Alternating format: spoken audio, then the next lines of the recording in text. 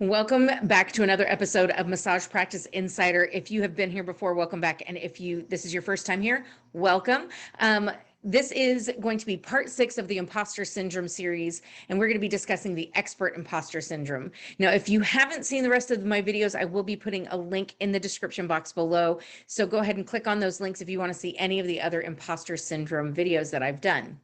Now, we are going to be talking about the expert imposter syndrome, and this is the one that I think I suffer from the most. And what this one says is it's where a person holds their own value or their worth in how much information and knowledge that they have. So if they are around other massage therapists, they may feel like I'm not as knowledgeable as them, so they may not speak up when something is said that's wrong. Or they don't want to speak up because they don't know everything about a modality, even though they've been doing this modality for 5 years and they feel like they do know a lot about it. So some of the things that you might see a massage therapist doing that has this is people who take continuing education classes, but they take the same ones over and over and over again. They take them from different people. They try to get everything from every different angle. But it's the same information. It's the same basic modality. But they don't feel like they can offer that modality or offer that information out because they just don't feel like they have enough of that information.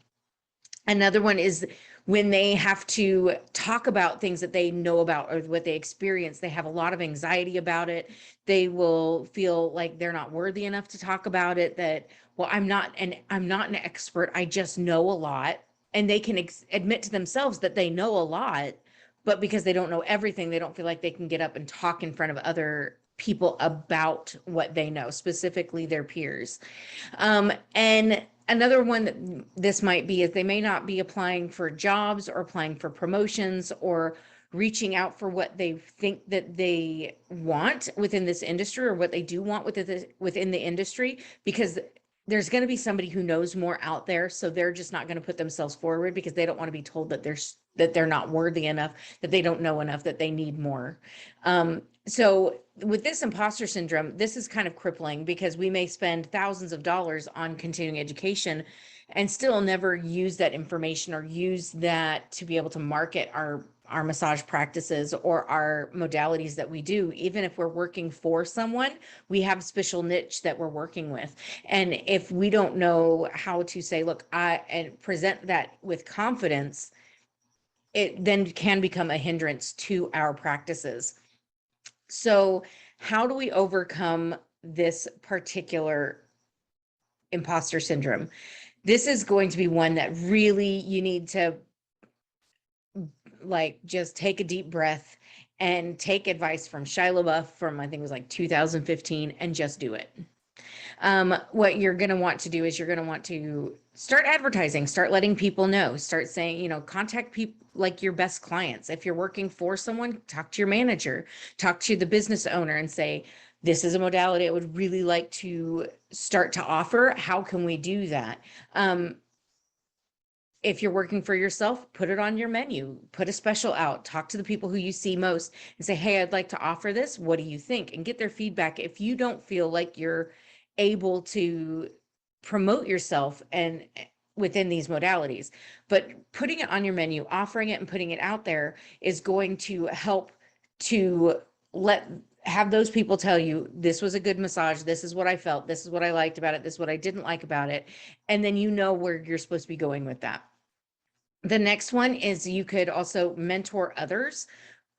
This is one for me. I learned something a lot better and I feel a lot better about it once I start teaching other people about it.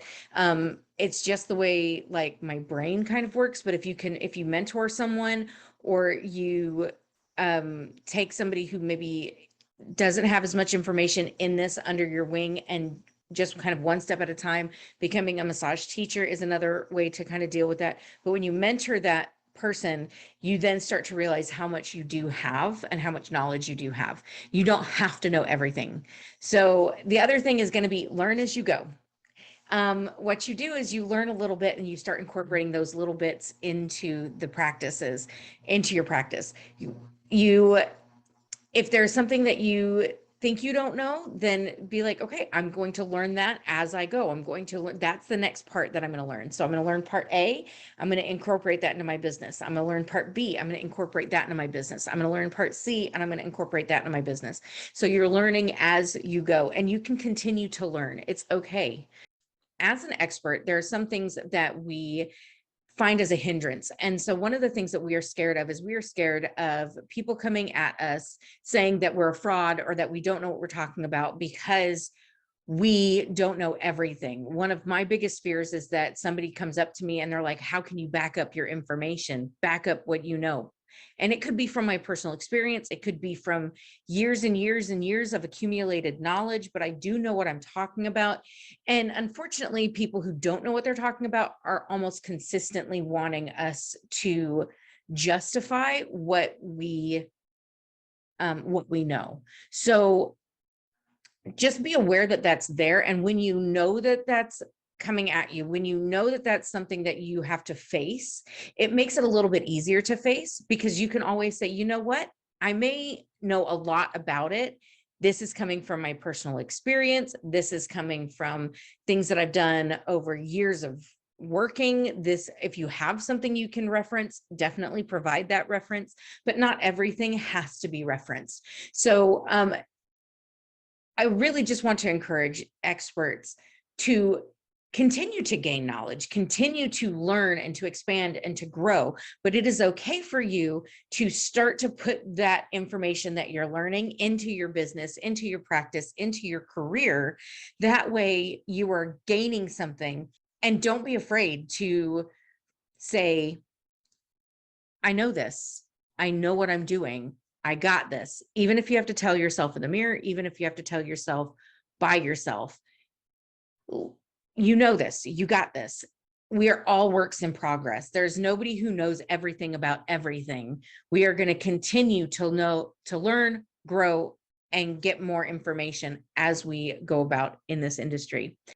Thank you guys so much for watching. If you do have a subject that you would like me to cover, to get into, or to talk about, definitely let me know. You can let me know in the comment section below. I also have started a Discord channel. You can go ahead and join the Discord if you would like. It is going to be in the description box below. This Discord, we have chat channels where you can actually get on and chat with other people. If specifically, if you like have a question, you want to hash it out with someone, we do have a chat channel, but we also have text channels where you can go in and write and do everything and ask questions, get answers, not just from me, but from anybody else within the community. So thank you guys so much for watching. We will see you guys next time. Y'all have a wonderful day. Bye-bye.